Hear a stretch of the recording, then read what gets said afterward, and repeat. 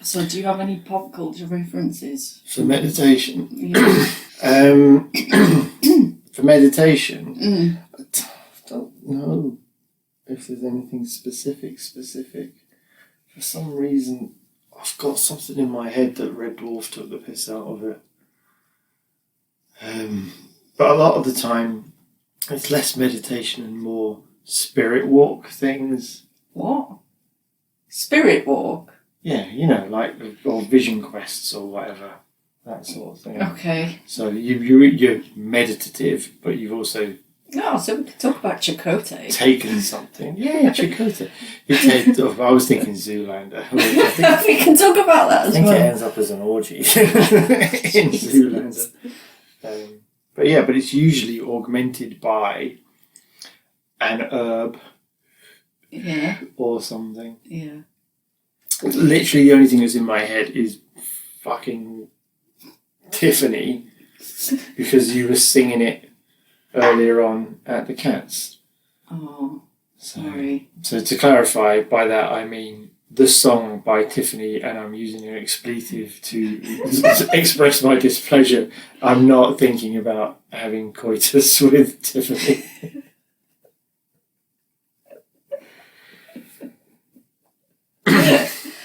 So maybe you need to just calm the mind. You're suggesting I need to meditate? I am. Just calm the mind.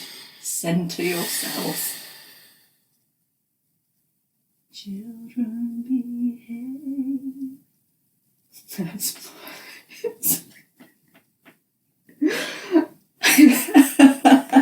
That's it. That's our show.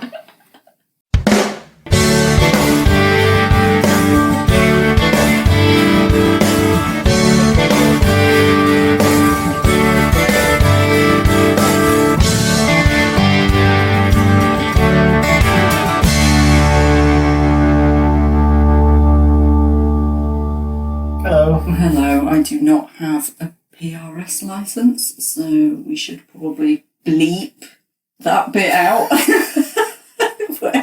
Otherwise she'll be round, banging on the door. I have heard that about her. She's like royalties. She is. Yeah. Proper Aggie about it. Do you not get like fair usage and parody type licence for that? Does that not apply to songs? That was my genuine singing. You saying it was a parody of someone trying to sing? I'm saying you were doing it for comedic effect rather than as a source of entertainment. I don't know. I don't think I've read that clause in the using other people's IP, big book of IP. Well, I know it's allowed for like artwork and stuff. There's fair usage and parody and things like that, which is why there's a lot of people get away with. Is there? Is that all changing now thanks to NFTs? I have no idea. But it's why you see lots of Peanuts and Calvin and Hobbes type pictures where they are in unusual, that sounds dirty, where they are in non-canon settings or mashed up with other pop culture references.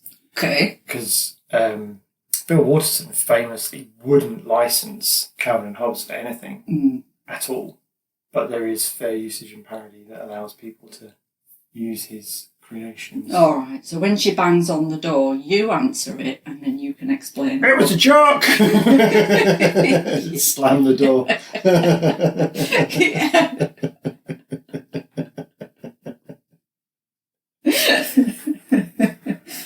Yeah. Okay. Right. So in this episode, we're talking about what is the point of meditation. Fair question. It is a fair question. Yeah. And I think certainly in the magical world, people talk about visualizing. So visualization, part of meditation, a lot. Like you have to visualize. I mean, we do it. We do it on all the podcasts, don't we? So you visualize. But yeah, so it's what is the point of that? Is there a point to it? I mean, pop culture, you talk about making fun of stuff. Yeah, that does seem to be the kind of the way pop culture approaches meditation. It's a source of fun, something to be joked about a little bit. It's almost always depicted with someone cross-legged, with their hands out to the side like an Eastern god or something, often saying Om. It's not it's not taken seriously. Yeah. It's just, and that's almost, I kind of feel like that's, statistics are made up on the spot, so I'm going to make one up on the spot. Like 75% of pop culture references to meditation is as a source of fun, or as a means to introduce a source of fun. Like, I think in Zoolander they do some kind of meditation, I think, where they have taken something beforehand and it ends in a massive comedic orgy, that sort of thing. So it's not about the meditation. No. That kind of thing. I think the only one, it's not the only one. I haven't watched everything ever. I haven't read everything ever. I think you have. My Netflix list is larger than my Disney Plus list, which is almost as big as my Amazon Prime list. Just too much shows.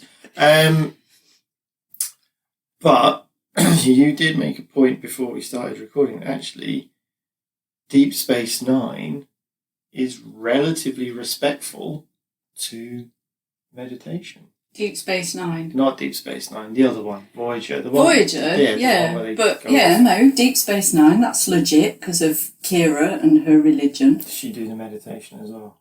Oh, yeah, don't they? Isn't that how they see the wormhole aliens, the prophets? Isn't that all about? I genuinely don't remember the end bits a lot. The end bits of the episodes? Of the series. Oh, okay, fair enough. Even when Cisco goes off and the cop turns into a Kardashian or whatever, like Kim or Kylie, whichever one it was. Anyway, we're moving. Crossing over here. I tell you, across the streams. Voyager. With Tuvok does it a lot. Yeah. He's like constantly meditating, and if he's not meditating, he's building that thing that you need to kind of meditate to build that game, that 3D game, that one, or he's trying to have sex with something. Tuvok? Yeah, like the bonfire or whatever it is. Actually, Tuvok, from memory, does not try to have sex. I know. I was just lumping all Vulcans in together. Yeah, it was, and I've forgotten his name. Was the young one.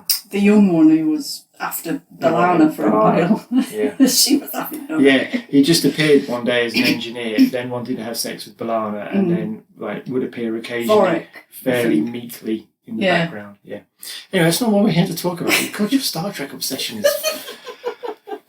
But they are relative. So he meditates a lot, and it's not done for comedic purposes. There's always a kind of like a reason for him to do it, and he helps other people do it. B'Elanna, the Klingon rage monster, they use it with her to sort of try and help her calm her anger, be less like herself. Yes. That sort of thing. I'm not sure how I feel about that. But it is kind of respectful. But it's always to find peace, to find calmness, to exercise control. It's always sort of like mindful meditation. Mindfulness. Yes, mindfulness. Right, yeah.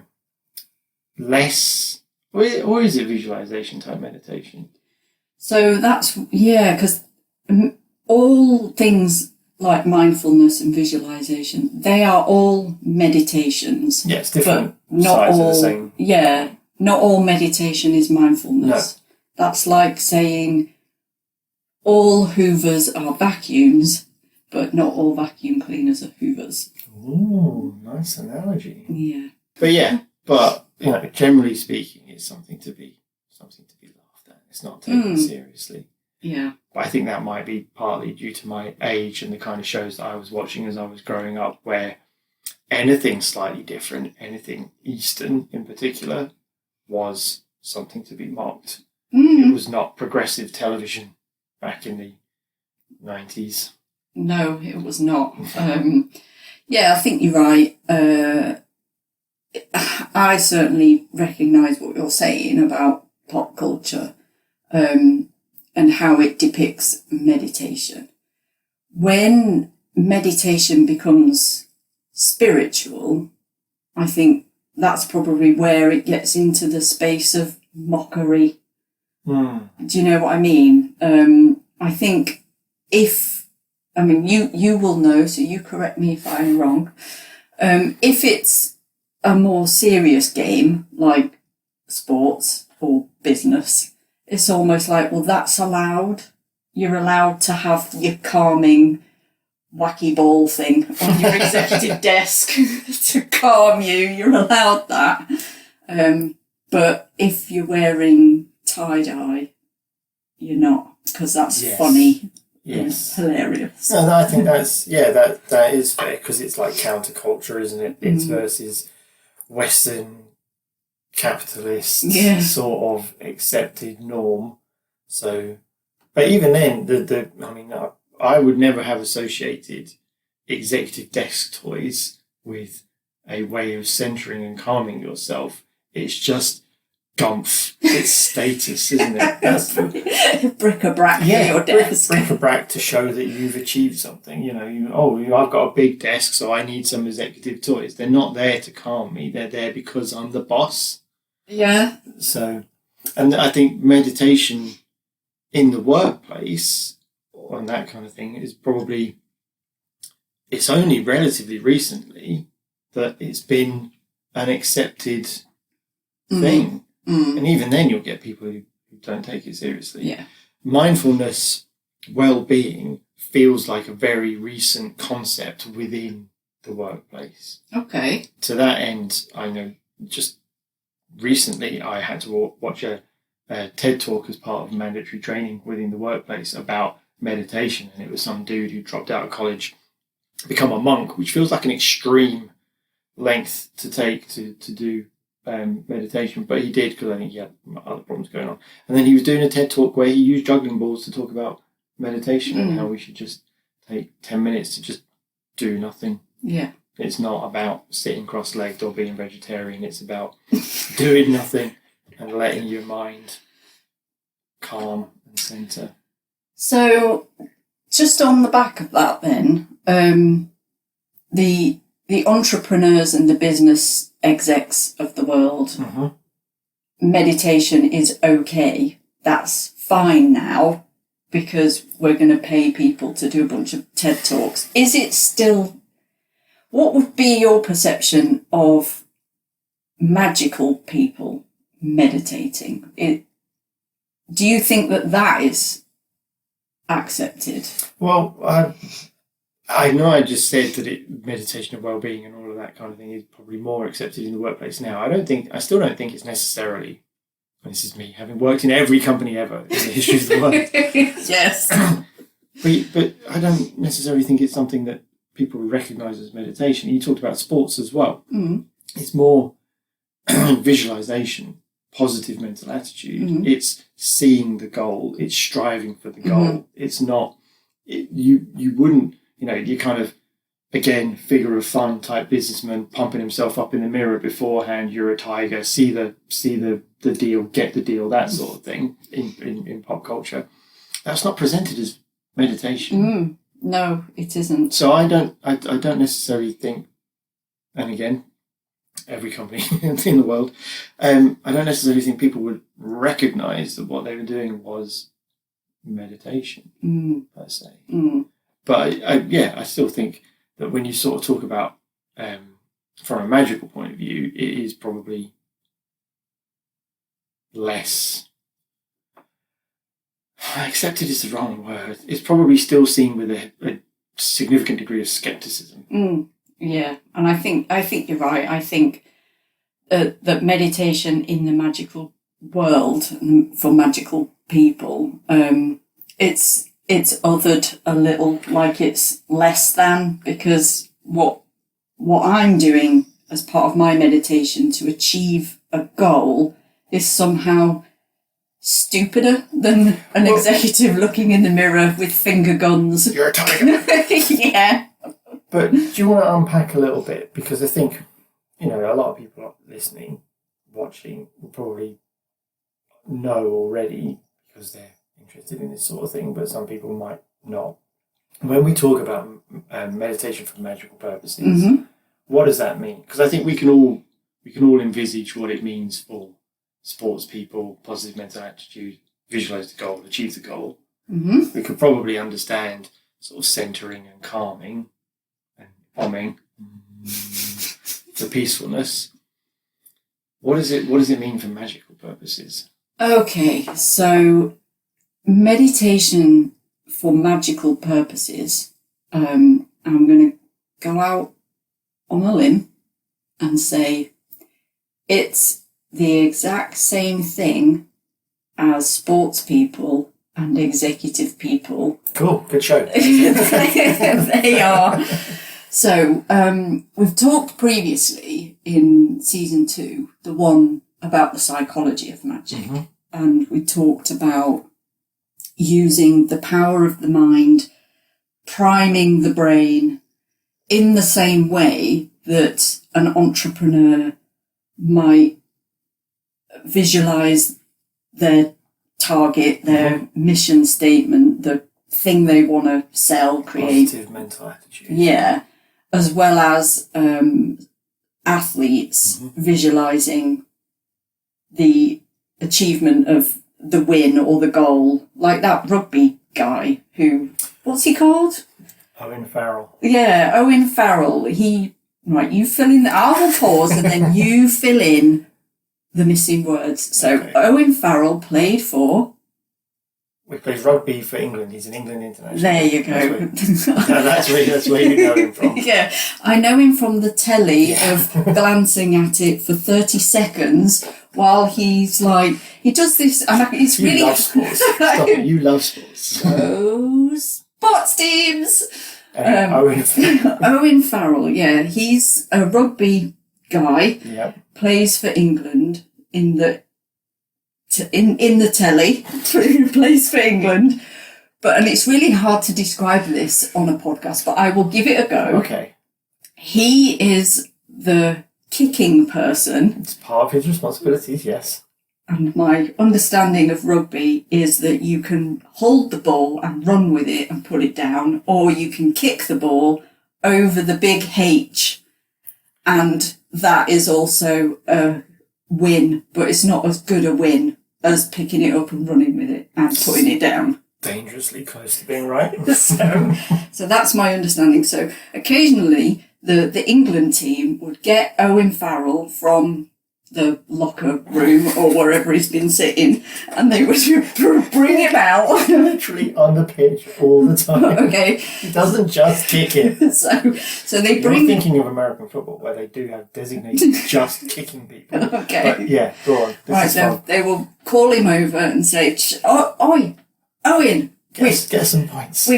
We've distracted the other team. We've released 100 excited dogs onto the field and they're now distracted. So here's the ball. You don't have to run with it. It's okay, because we know that you're not good at running, but you are good at kicking. So he would put it down. He would put it down on the ground, and for an odd-shaped ball, it would stay up on its end like a weird egg that it is, and it would stay up. But he would take that opportunity, with the other team being distracted by 100 excited dogs, to visualise him kicking the ball over the big H on the field. And he would look at the H and look at the ball, and he would look at the H and he would look at the ball. And it's good job that the excited dogs were distracting the other team, because he would do this for a while. So, and then he would kick it and it would go through the H. And I think he did it really well one day and it won the game, and they hoisted him up on their shoulders and carried him around for a bit. I mean... And that is Owen Farrell using the visualization. He can visualize it going where he needs it to go. And it's almost like switching off the body parts. Just I know you want to come No, in. I'm not. Look at the goblins in your head. I'm not even going to try and unpack some of that stuff. I mean, I really like the concept of setting 100 dogs on the opposition team to distract them, but that's not how it works. But what I was going to say was, actually, I mean, you're right, he does do that, but he doesn't just do it during the game now. Oh. So part of his pre-match routine is he goes out onto the field without a ball. He goes to the corners, to the edges of the pitch in like really difficult positions to kick from, and he goes through his routine. He visualizes without the ball, without kicking it. He visualizes him looking up at the posts. He does it looking down as if the ball was there, and he sees himself kicking it. And he goes to all four corners of the pitch, difficult areas, to do that before the game even begins as well. So it is, you're right, it's part of the process is seeing the end goal. Like we talked about, you're a tiger, finger guns, see the deal, get the deal, see the kicking the ball through the edge, see yourself winning the race, scoring the goal, all of that stuff. Yeah, it is. Yeah. So from Magick, because I'm remembering what we talked about in that season 2 episode. Yeah. It was about going into spell casting with a positive mental attitude in order to deliver the outcome and being able to recognise it when it came. Yes. So I'm trying to bring it back on track. I was there. I was just about to do that. So. Sorry for mansplaining your podcast to you. That's quite all right. I'm used to it. Oh dear. This is payback for that episode where I just did really bad dad jokes all the time, right? It is a bit. It's fair. I had this coming. So with the sports fellas and ladies, they are doing all of that, visualising the win. That's what magical people do too. They're not checking out the, thing that they want to achieve. Like if I wanted to achieve a new career, I wouldn't get on a bus and go stalk the company just to kind of size it up. That would be extreme measures. I would like to walk around so I can picture myself. If I had to work here, which desk would I have? Yeah.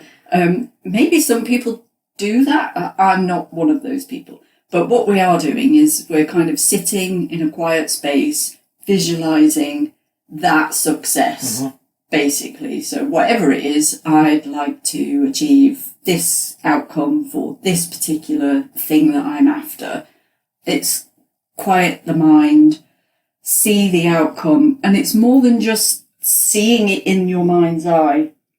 It's kind of getting that sense, like, what does success feel like? How will I feel when I get this?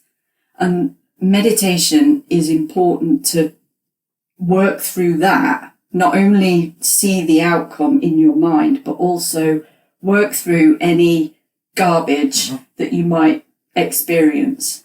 Because if at any point when you're visualizing the outcome, some people get success fright, like they're almost afraid of success for whatever reason. I mean, for me, it's the huge sort of imposter syndrome that I experience all the time. So people can be afraid of success, and visualizing, meditating helps you work through that issue in advance, in a safe space, so that you don't get in your own way, almost. Does that make sense? Yes, yeah, absolutely. Yeah. It does. Yeah. And so visualization for Magick, that's kind of where it's aligned. It's in parallel to what executives are now doing TED Talks about. Magical people have been doing it for donks, but, donks. Donkey's ears. I got it. It was unexpected. So magical people have been doing it for ages. And so people in shoulder padded suits come along and, it's legit now. Can going to do my 23-minute TED Talk. Which decade do you think we're in? The 80s. Okay. Just checking. Shoulder pads. Cool. But yeah, be all right. So, and sports people have been doing it for ages. The point of meditation is all around kind of goal achievement, see the success, work through your nonsense, your imposter syndrome, your issues about how will you feel when, because it's always when, it's not if, it's when you get that thing that you want. How will you feel about that? And it's sort of like a mirror reflecting inwards. So it's very, for magical purposes, it's mostly visualization? It can be. Certainly from my perspective, visualizing is helpful when you're doing the spell work. Yeah. But there's more to it than that. So would you be meditating while you're doing spell work then? Or is it more, this goes back to the all visualization, not meditation, or meditation, or whatever. Yeah, sorry, podcast listeners. Yeah. I was just mumbling to myself.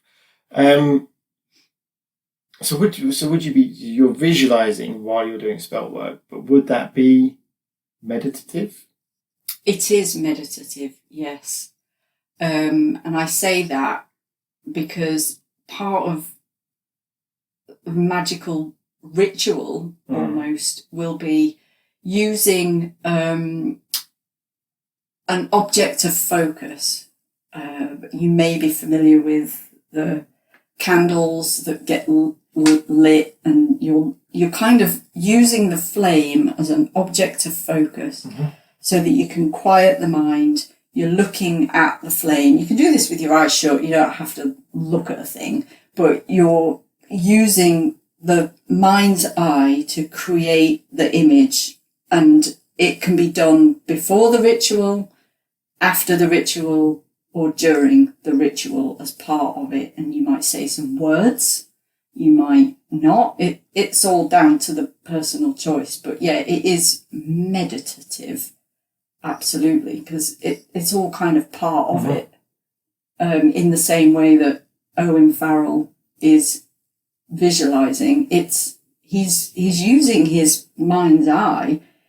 He's not trying to get his body to do the thing he wants consciously, if that makes sense. He's not just putting the ball down and kicking it and going, well, I've kicked it, I know exactly where it's going to go because I've done this 100 times before. He's still visualizing. Still seeing it.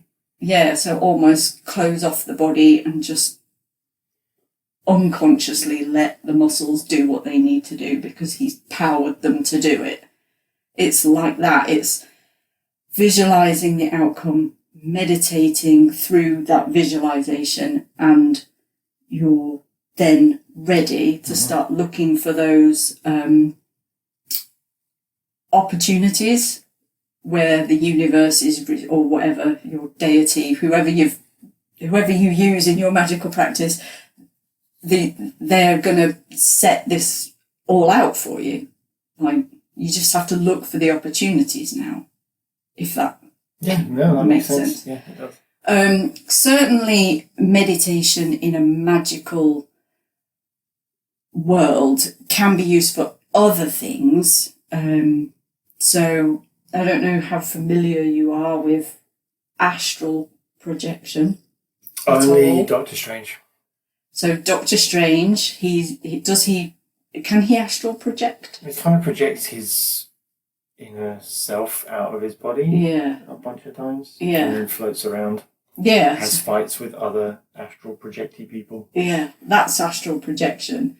And certainly magical people can put themselves into this meditative state where they are visualizing their essence, spirit, bits and pieces floating up and out of the body to go exploring the world without ever having to get on a bus. So it's nice. An attractive proposition. Yeah. Not having to get on a bus. Yeah. Yes, quite. Okay. So an astral projection in pop culture, that comes up in Original Charmed.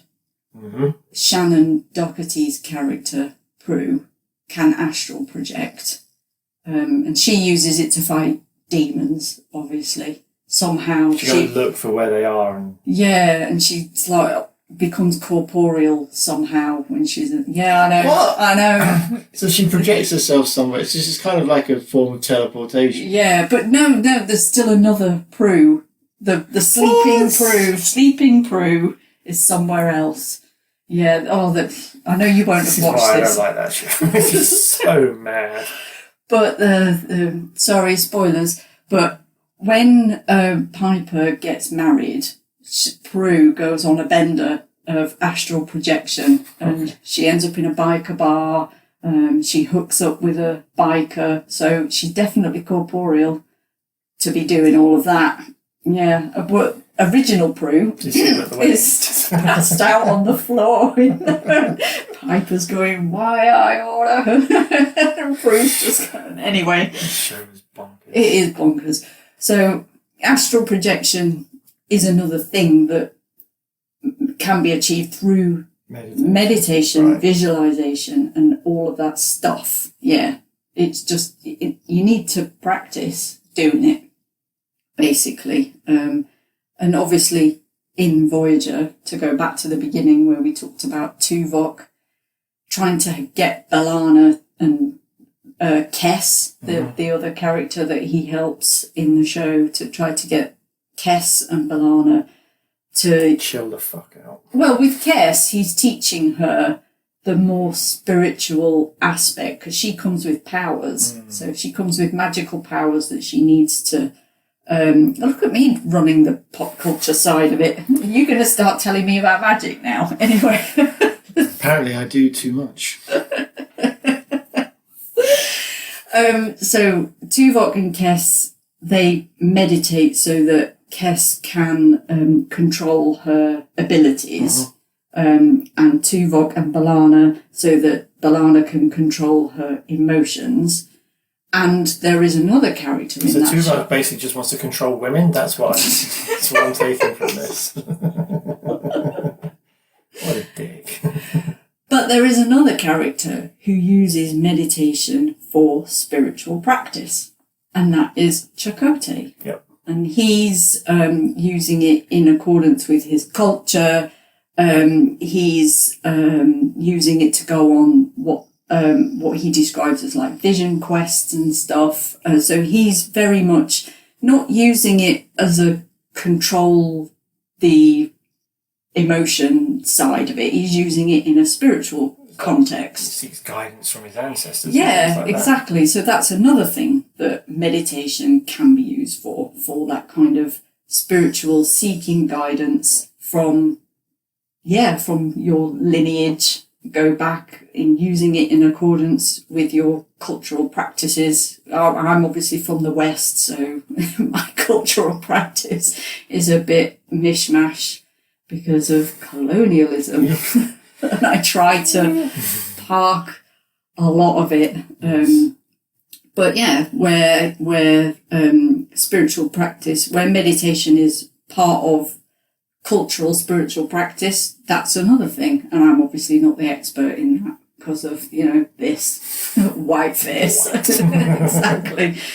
So yeah, I encourage people to research if there is a spiritual and cultural overlay where meditation is a big part of that. Yeah.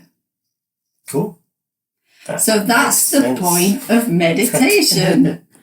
And and I think there are the odd shows where it's used in a more serious context, a more enlightened context. And some films, I'm sure, don't poke fun at meditation. But I haven't come across those, apart from in Voyager and Deep Space Nine, with all of that kind of spiritual. It's connected to spirit, even though in the future, according to the world of Star Trek, they've killed God and religion, and it's all dumb. That's my takeaway from a lot of that. The Bajorans are hella religious. I know, but everyone makes fun of them for being hella religious, don't they? It is true. Yeah. But they're right, aren't they? What, the Bajorans are right? Yeah. Yeah, they are right. Those things that live in the wormhole are real. Yeah. It's probably more real than Spoilers. all the religions here down on Earth. With accepting that it's a science fiction television show. And it's not real. Been made up. Are there any other questions or things about sports I can educate you about? I mean, you are the sports expert, so that was helpful. Thank you. My understanding of rugby. Yes, yeah, the concept of the I hadn't appreciated the various tactical intricacies of releasing dogs onto the rugby pitch. Well, that's different to football, where in extra time they could really do with releasing a leopard just to speed it up. Just to speed it all up a bit. Anyway. No, that's not what I was going to talk about. So you meditate quite a lot.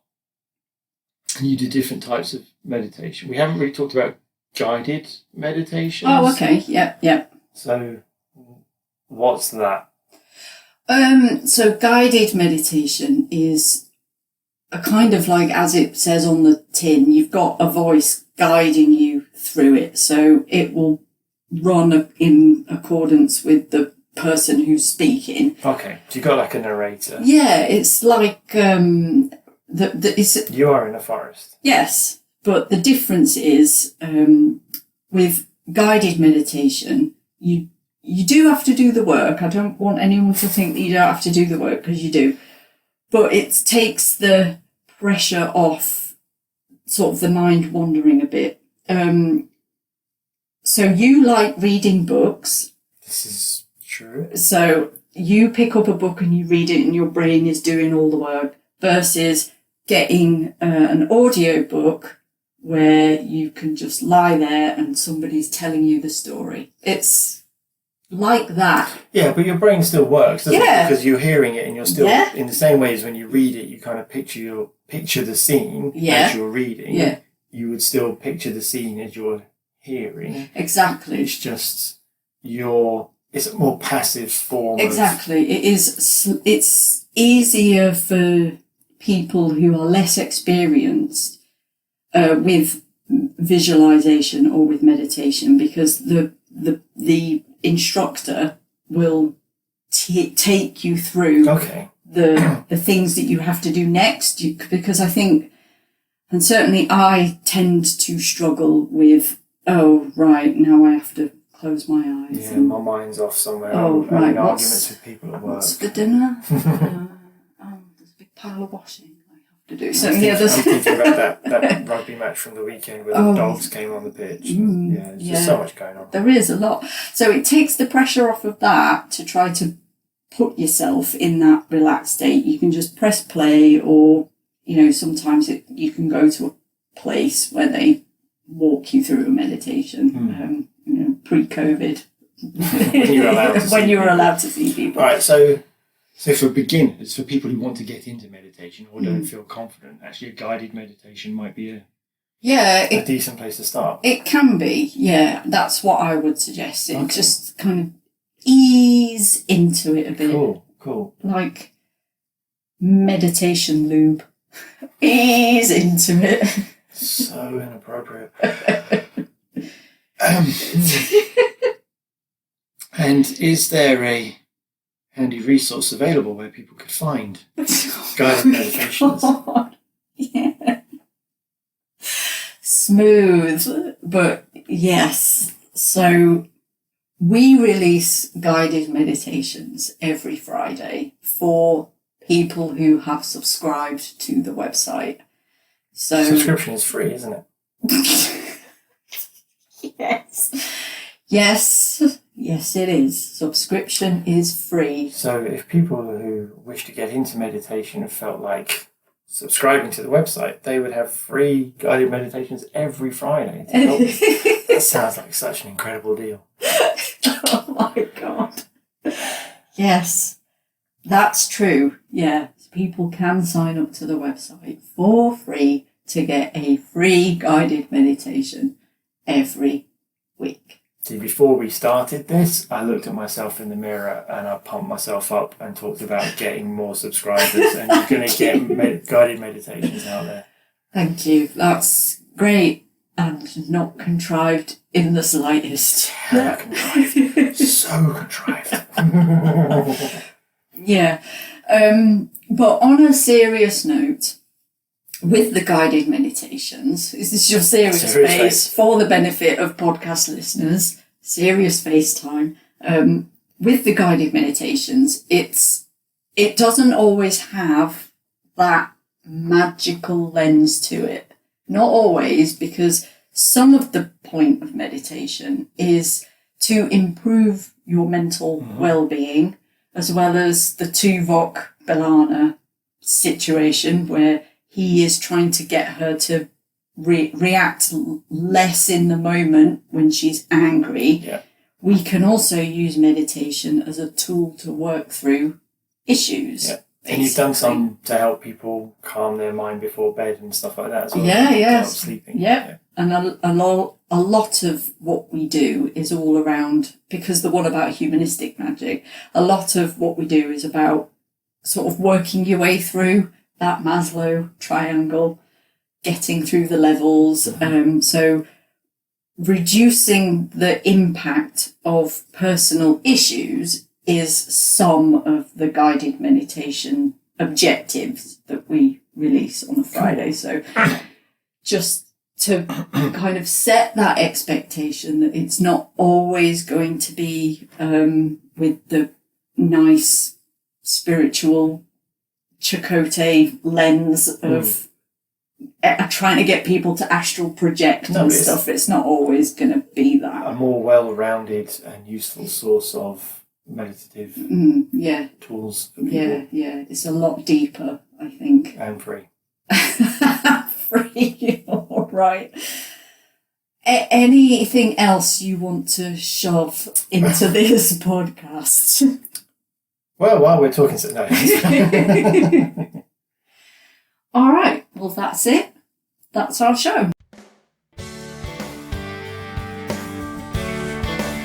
So that's it. That's our show.